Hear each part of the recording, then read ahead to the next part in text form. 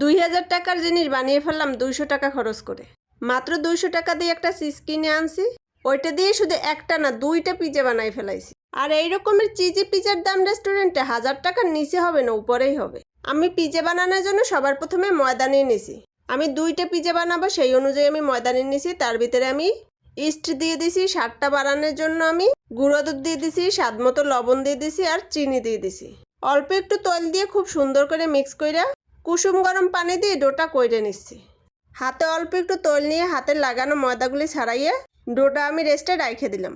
এখন পিজার চিকেনগুলি ভাইজে নেব। তার জন্য আমি চিকেনগুলি খুব সুন্দর করে পিস পিস করে কাটে নিছি। তার ভিতরে লেবুর রস, সয়া সস, আদা রসুন বাটার, গোলমরিচের গুঁড়ো, হলুদের গুঁড়ো, মরিচের গুঁড়ো দিয়ে কড়াইতে অল্প একটু তেল দিয়ে আমি চিকেনগুলো দিয়ে দিলাম। চিকেনগুলি ভাজতে দিয়ে আমি এখানে একটা সস রেডি করব। মানে আমার কাছে পিজা সস নাই, তার জন্য আমার বাসায় যেসব সস আছে আমি সব সস নিয়ে নিছি। তার ভিতরে একটু লাল মরিচের গুঁড়ো দিয়ে দিলাম। চাইলে শুধু টমেটো সসটাও দেওয়া যাবে। আমার বাসায় যেসব সস ছিল আমি সব সসগুলি মিক্স করে দেখছিলাম। টেস্ট বাড়ানোর জন্য একটু চিনি আর একটু লেবুর রস দিয়ে দিলাম। সসটা সাইডে রাইখে দিলাম। ফ্রোজেন করা কিছু চিকেন বল ছিল বাসায় বানানো আগে থেকে, সেখান থেকে কয়েকটা চিকেন বল কুচি কুচি করে আমি চিকেনের ভিতরে দিয়ে দিলাম। এখন চিকেন বল আর চিকেনগুলি খুব সুন্দর করে ভাজে নিচ্ছি। চিকেনগুলি ভাজতে বেশি সময় লাগে না। আচ্ছা, আমার পিজার ডোটা বেশি সময় আমি রেস্টে রাখতে পারলাম না। যেটুকু সময় আমি চিকেন ভাজি সেটুক সময় আমি রেস্টে রাখছিলাম। কমপক্ষে আধা ঘন্টা রেস্টে রাখলে এটা ফুলবে। যাই হোক, আমি বেশি সময় রেস্টে রাখিনি। কিছুই করার নেই, এখন আমি এটা দিয়েই পিজা বানাবো, কারণ আমার ছেলেমেয়েরা আর অপেক্ষা করতে পারতেছে না। আজকে আমি দুইভাবে পিজা বানাবো, একটা ফ্রাই প্যানে বানাবো আর একটা প্লেটে বানাবো। পিজার ডো দুইটা আমি প্লেটে আর ফ্রাই প্যানে দিয়ে তারপরে সেই সসটা বানিয়ে রাখছিলাম, সেই সসটা দিয়ে দিলাম। আর হ্যাঁ, কাঁটা চামচ দিয়ে একটু ছিদ্র ছিদ্র করে নিয়েছিলাম, যেন পিজাটা চুলোয় দিলে ফুলে না ওঠে। তার জন্য এই ছিদ্র ছিদ্রটা করে দিয়েছিলাম। তারপর পিজা সস দিয়ে দিলাম খুব সুন্দর করে। আর সসটা সত্যিই খাইতে না অসাধারণ লাগতেছিল। লেবুর যে একটা কি সুন্দর ঘ্রাণ বেরোইছে। যাই হোক, তারপরে ভাজা চিকেনগুলি আর সাথে চিকেন বল ছিল সেগুলি সুন্দর করে পিজার উপরে ছড়াই দিলাম।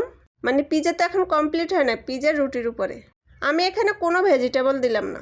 আমার বাসায় একটা ভেজিটেবলও নাই। আর পেঁয়াজটা দিলে আমার বাচ্চারা খেতে চায় না, তার জন্য আমি আর পেঁয়াজটা এখানে নষ্ট করলাম না। তবে এখানে গাজরটা দিলে খেতে অনেক স্বাদ লাগে। চিকেনগুলি দেওয়া শেষ, এখন দেবো চিজ। ভিডিওর আগেই বলছিলাম যে 2000 টাকার জিনিস আমি 200 টাকায় বানাই নিছি। মানে এই যে চিজটার দাম হয়েছে 200 টাকা। চিজটা আমি আগে ফ্রিজ থেকে বাই করে ভুল করে ফেলাইছি, তাই একদম সবজি কুচনি দিয়ে কুচি কুচি করে দিতে পারলাম না। বডি দিয়ে পাতলা করে কাটে হাত দিয়ে ছিটে ছিটে দিছিলাম। যাই হোক, আমার দোনোটা পিজে চিজ দেওয়া কমপ্লিট। এখন আমি এটা চুলায় বসাই দিলাম। প্লেট বসাই দিলাম একটা ফ্রাই প্যানের উপরে, আর ফ্রাই প্যানটা বসাই দিলাম চুলোর উপরে। তবে সবার আগে ফ্রাই প্যানেরটা হয়ে গেছে একদম 5-7 মিনিট লাগছে এই ফ্রাই প্যানেরটা হইতে। আমি ফ্রাই প্যানের পিজাটা তুলে নিলাম।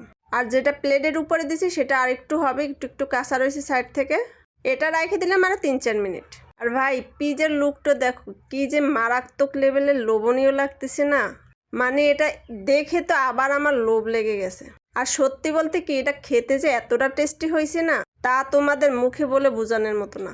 প্রথমে তো এটা সসটা খেতে অনেক টেস্টি হয়েছে, তাছাড়া চিকেন আর চিজে ভরপুর। আমার কাছে আমার লাইফের খাওয়া বেস্ট পিজা মনে হয়েছে। তাও আবার আমার হাতে বানানো, তাও আবার এত কম খরচে। আচ্ছা, তোমাদের কাছে যদি এই পিজার ভিডিওটা ভালো লাগে তাহলে লাইক কমেন্ট শেয়ার করে আমার পাশে থাকো। আসসালামু আলাইকুম, আল্লাহ হাফেজ।